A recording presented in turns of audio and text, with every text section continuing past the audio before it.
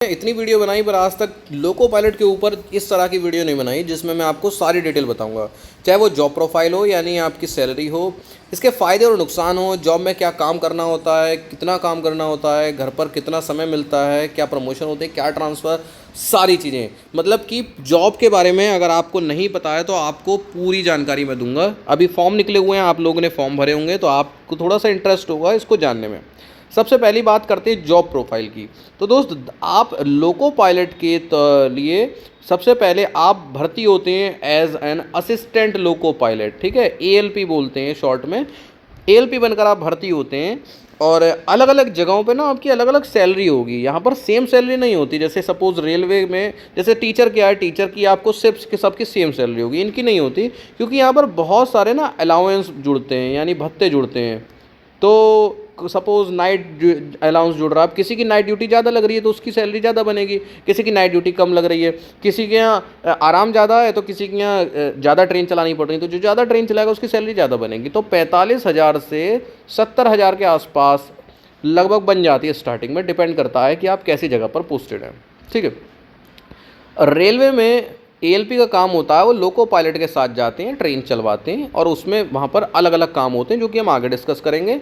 और her duty करने जब भी आप जाओगे तो 1 से 3 दिन, मतलब 3 दिन अधिकतम होता है, मिनिमम कुछ नहीं होता। क्या पता आपकी 5 घंटे में ड्यूटी खत्म हो जाए, क्या पता 10 घंटे में ख़त्म हो जाए, क्या पता आप 1 दिन में लौटो, 2 दिन में लौटो, पर मैक्सिमम आप 3 दिन में लौट ही आओगे, ठीक है। यहाँ पर बहुत सारे पॉइंट्स हैं जो कि मैं आपके साथ डिस्कस करूँगा, सैलरी डिस्कस करूँगा। सबसे पहले मैं आपको एग्ज़ाम पैटर्न समझा दूँ। जो आपके एग्ज़ाम होंगे वो आपका सबसे पहले होगा CBT 1, फिर CBT 2 और उसके बाद साइको टेस्ट होगा दोस्त। यहाँ पर आपका लिखा हुआ है CBT 1 75 नंबर का होगा, CBT 2 175 नंबर का होगा।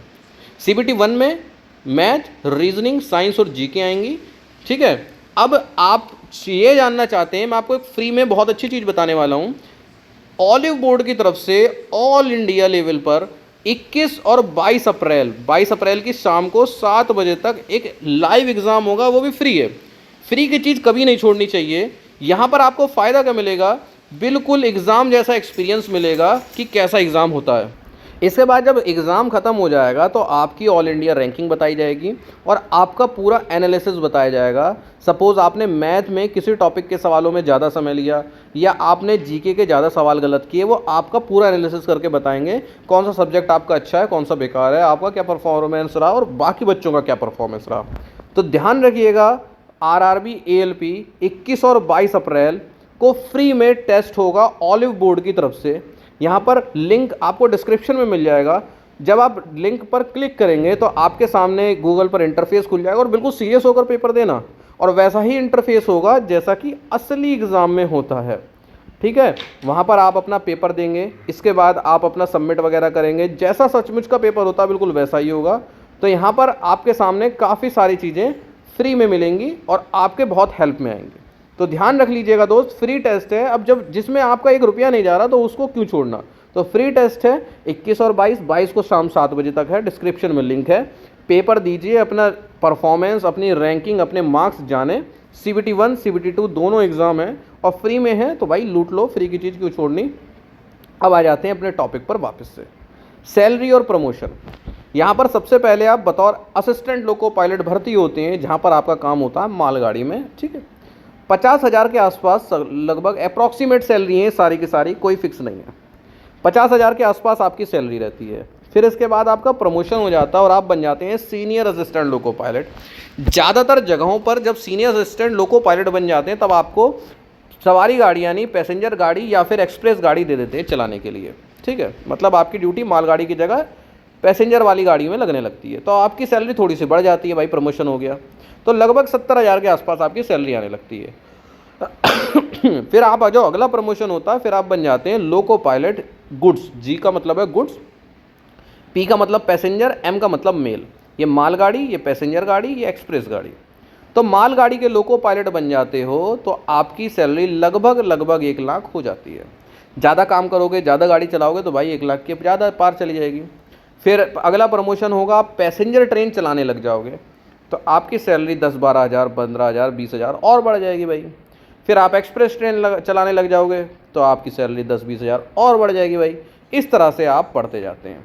बहुत ही कम चांस मिलते हैं अदर डिपार्टमेंट में जाने के, जैसे कि दूसरे डिपार्टमेंट में वालों को बहुत अच्छे चांसेस मिलते हैं, परंतु लोको पायलट का जो डिपार्टमेंट है, विभाग है, उनको अदर डिपार्टमेंट में जाने के इंटरनल एग्ज़ाम्स या और एग्ज़ाम्स के थ्रू बहुत ही कम मौके मिलते हैं। वो ज़्यादातर अपने ही कैडर में प्रमोट होते रहते हैं। बस आगे बढ़ते हैं। तो मैंने ये आपको बता ही दिया था, फ्री टेस्ट के बारे में बता दिया था ऑलिव बोर्ड की तरफ से, डिस्क्रिप्शन में आपको बता दिया, लिंक दिया हुआ है, उस पर क्लिक करेंगे तो खुल जाएगा।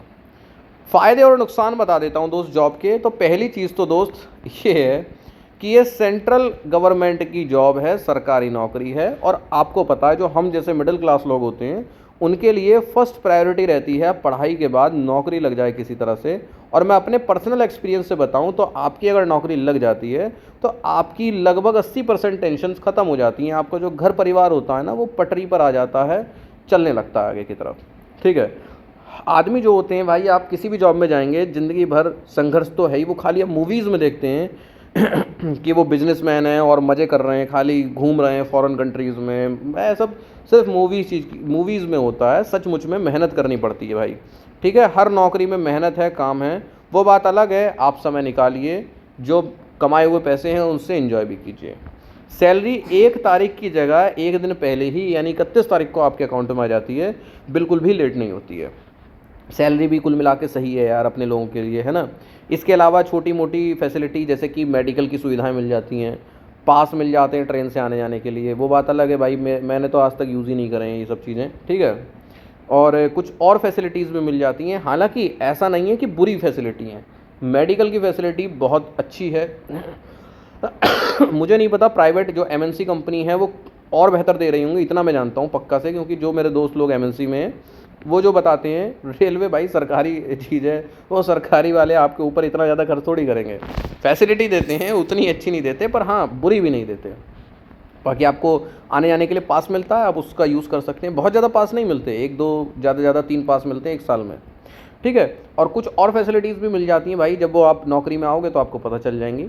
ठीक, और हाँ एक अच्छी चीज़ जो मुझे लगी लोको पायलट वाले डिपार्टमेंट में आने के बाद या ट्रेन मैनेजर के डिपार्टमेंट में आने के बाद, ये है कि आप काफ़ी सारी गलत आदतों से बच जाओगे। देखो, बिगड़ा हुआ आदमी तो कहीं भी बिगड़ जाता है, परंतु यहाँ क्या होता है, जैसे आप इस फोटो में देख सकते हो, लोको पायलट इसमें फूंक मार रहे हैं। जब भी आप ड्यूटी की शुरुआत करते हो ट्रेन चलाने के लिए, जब भी आप ड्यूटी को एंड करते हो, ठीक है, उस समय आपको इस मशीन में फूंक मारनी पड़ती है, जो कि ये जांच करती है कि आप कोई नशा करके तो नहीं आए हो।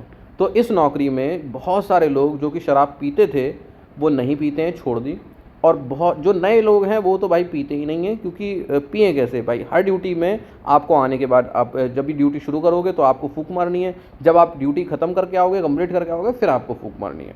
ठीक है, तो बहुत सारी, अच्छा ड्यूटी में बिजी रहोगे, उसके बाद आप अपने घर परिवार पे ध्यान दोगे, तो गलत आदतें बहुत कम होती हैं, और होंगी भी तो बहुत कम, मतलब बाकियों के मुकाबले आप बेहतर ही होंगे।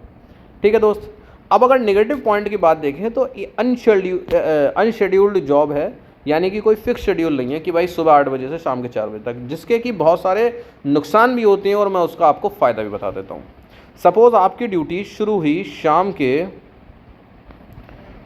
4 बजे से और ख़त्म हुई रात के 12 बजे। ठीक है, 4 बजे आप ट्रेन लेकर गए और 12 बजे पहुँच गए। तो 12 बजे क्या हुआ, अगर आप घर पे होते तब भी भाई, अब आधे लोग मैं देखता हूँ 11-12 बजे ही सोते हैं, मोबाइल चलाकर, टीवी देखकर। तो आप 12 बजे ड्यूटी ख़त्म हुई, यहाँ पर आप सो गए। अब आपको 16 घंटे का रेस्ट मिलेगा। हर ड्यूटी के बाद जब आप घर आते हो तो आपको मिनिमम 16 घंटे का रेस्ट मिलता है। रात के 12 बजे जब आप साइन ऑफ करोगे तो शाम के 4 बजे तक आपकी ड्यूटी नहीं लगेगी। ठीक, यानी कि आपको पूरा दिन कहाँ मिला, घर पर। पूरा दिन आपको कहाँ मिला, घर पर, घर वालों के साथ मिला। ऐसे में अगर आपके घर पर कोई काम हो, फंक्शन हो, आपके बीवी बच्चे हों, तो ऐसा लगेगा उनको जैसे कि आज तो इनकी छुट्टी ही है। तो बहुत बार शाम को हम ड्यूटी कर लेते हैं, दिन पे घर पे रहते हैं, तो घर वालों के साथ हमें समय बिताने का ज़्यादा मौका मिल जाता है। तो ये तो एक फ़ायदा हो गया। अदरवाइज़ अनशेड्यूल्ड जॉब की अगर मैं नुकसान की बात करूँ तो नुकसान बता ही देता हूँ। पहली बात, बहुत सारे हेल्थ इश्यूज़ आ जाते हैं दोस्त। ठीक है, हमें पता नहीं चलता पर बहुत सारे हेल्थ इश्यूज़ आ जाते हैं। जो भी शरीर से हल्के फुल्के कमज़ोर हैं, इम्यूनिटी से थोड़ी बहुत कमज़ोर हैं, बहुत सारी समस्या आ जाती हैं। मैं भी रात को जब भी जगता हूँ तो सुबह मुझे जुकाम हुआ मिलता है। ठीक है, इसके अलावा बहुत सारे लोग यार रात में जगोगे, सुबह खाना खाओगे, फिर सोओगे, उल्टे सीधे से बीपी, शुगर, हार्ट और भी बहुत सारी प्रॉब्लम्स हैं जो हो जाती हैं। साथ ही साथ आप इतनी हाई वोल्टेज के अंडर में काम कर रहे होते हो कितनी 25,000 वोल्ट के नीचे काम कर रहे होते हो, तो भाई कुछ ना कुछ तो आपके ऊपर असर डालेगी। इंजन्स के अंदर इतनी बड़ी बड़ी मशीनरीज होती हैं, क्या वो अपनी रेस को रेडिएट नहीं कर रही होती हैं? सारी चीज़ होती हैं और आपके ऊपर असर डाल रही होती हैं। ठीक, कई बार अनशेड्यूल्ड जॉब की वजह से सपोज़ आपके रात के 2 बजे ड्यूटी लगी, 2 बजे, तो आप ड्यूटी के चक्कर में आपके घर वाले भी उठ जाएंगे, तो घर वालों को भी इस चक्कर में परेशानी का सामना करना पड़ता है। पेंशन तो अब सरकारी नौकरी में बंद ही हो गई है। लंबी ड्यूटी होती है, दूसरे डिपार्टमेंट के मुकाबले लोको पायलट की ड्यूटी लंबी होती हैं। 16-16 घंटे की मैंने करी है लगातार, 16-17 घंटे की ड्यूटी। बहुत हालत ख़राब हो जाती है, डायलॉग बाजी तो बहुत हो जाती है, परंतु सच बात तो यही है कि आप इतनी कई बार 10-12 घंटे की भी ड्यूटी के बाद ऐसी हालत हो जाती है कि आप पलकें झपकाते हैं, ठीक है, जैसे सिंपल झपका रहे होते हैं, तो वो पलक झपकती तो है, बंद तो होती है, पर फिर खुलती नहीं है। ऐसी इतनी गहरी नींद होती है, बैठे बैठे सो जाता, बैठे बैठे छोड़ो, खड़े खड़े सो जाता आदमी। ठीक है, बहुत ही हाई प्रेशर जॉब है। हाई प्रेशर का मतलब क्या है कि सपोज़ आपकी ट्रेन खड़ी हो गई किसी कारणवश, 1 मिनट में 50 फ़ोन आ जाएंगे, 50 फ़ोन, सबको जवाब देते घूमो, फिर पहुँचेगी जहाँ पर ट्रेन, फिर वहाँ पर जवाब देते घूमो, लिखो, सारी चीज़ें आपसे ही पूछी जाएंगी। इस तरह की वजह से बहुत हाई प्रेशर जॉब होती है। मतलब हर चीज़ की जिम्मेदारी लोको पायलट पर डाल दी जाती है कि भाई अरे लोको पायलट के चक्कर में ऐसा हुआ, या उन्हें जो भी चीज़ें हैं। ठीक, तो बहुत ही ज़्यादा दबाव में काम करते हैं आजकल के कर्मचारी, क्योंकि बहुत ज़्यादा पनिशमेंट्स इस तरह के हो गए हैं कि आदमी डरा रहता है। ठीक, इसके अलावा कम छुट्टी मिलती हैं, त्योहारों पर तो छुट्टी आप भूल जाइए, कोई सोशल लाइफ नहीं बचती इस चक्कर में। ठीक है भाई, बाकी लोग हैं, कोई सपोज़ क्रिकेट खेलते हैं लोग, तो जो जिनकी फिक्स ड्यूटी है वो अपना शाम को डेली क्रिकेट खेल सकते हैं, पर आप नहीं खेल सकते। आप जिम नहीं कर सकते, आप स्विमिंग नहीं कर सकते। कर सकते हो, आज कर रहे हो, पता नहीं अगली बार स्विमिंग के लिए आपकी जो टाइमिंग बैठेगी वो कब बैठेगी, 1 हफ्ता बाद बैठे, 10 दिन बाद बैठे। फैमिली के लिए कई बार कम टाइम मिलता है। जब आप 2-2 3-3 दिन बाहर रहते हो तो सीधी सी बात है, घर वालों को कम टाइम दे पाओगे, हेल्थ इश्यूज़ आ जाते हैं। इसके अलावा बहुत सारी चीज़ें हैं जो इसमें नेगेटिव हैं। बस एक अच्छी चीज़ यही है कि भाई आपके पास नौकरी हो जाएगी, नौकरी करो, घर परिवार चलाओ। ठीक है, अब आप पूछेंगे कि घर पर और जॉब पर कितना समय, क्या क्या है मामला। तो भाई घर पर छोड़, पहले ड्यूटी का बता देता हूँ। सपोज आप मालगाड़ी में काम कर रहे हो, फिक्स आवर ड्यूटी कुछ नहीं है यहाँ पर, फिर भी एक मान के चलिए तो 8 से 12 घंटे इस समय लगभग ड्यूटी आपकी होगी, 12 घंटे के आसपास ज़्यादातर होगी। पैसेंजर ट्रेन में अगर आप काम कर रहे हैं तो करीब 6 से 8 घंटे आपकी ड्यूटी हो जाएगी। एक्सप्रेस ट्रेन में अगर आप काम कर रहे हैं तो 4 से 6 घंटे ड्यूटी आपकी हो जाएगी। ठीक है, ड्यूटी करके जब आप घर पर आएंगे तो ड्यूटी पर आप जाएंगे तो फिक्स नहीं होगा। अगर मालगाड़ी में काम कर रहे हैं, आपको पता नहीं होगा कि आप जा तो रहे हैं, और आपको ये नहीं पता होगा कि आप वापस कब आएंगे। हो सकता है आप 1 दिन बाद आएँ, हो सकता है आप 2 दिन बाद आएँ, हो सकता है कि आप 3 दिन बाद आएँ। ठीक है, कुछ नहीं पता होता।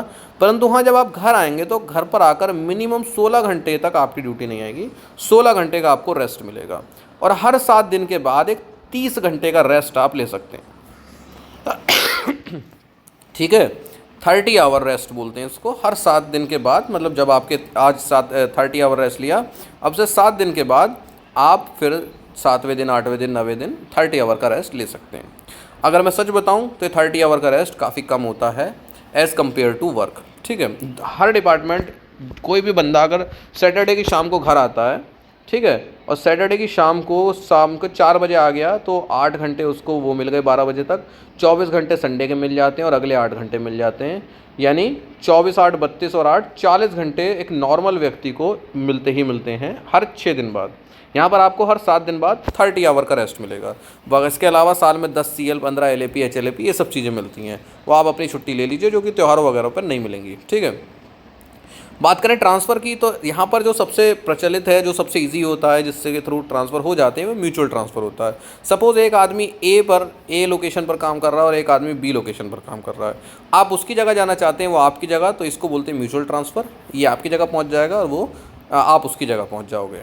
अगर बात करें काम की कि ALP का काम होता क्या है, दोस्त, ALP का काम होता है कि लोको पायलट अकेला काम नहीं कर सकता, तो उनके हेल्प कराना काम में। ठीक है, जैसे कि सपोज़ ट्रेन आई और अब उसको आपको लेके जाना है, तो लोको पायलट अकेला तो पूरे इंजन को चेक करेगा नहीं, कर नहीं पाएगा, इसलिए लोको पायलट अपने ट्रेन के अंदर बैठकर और काम पूरे करते हैं। जो कागजी कार्रवाई होती है, जैसे कि ट्रेन के कागज़ देखना, इंजन में जो रजिस्टर रखा होता है उसको पढ़ना, कहीं पर साइन करना, ठीक है, डॉक्यूमेंट्स वगैरह चेक करना।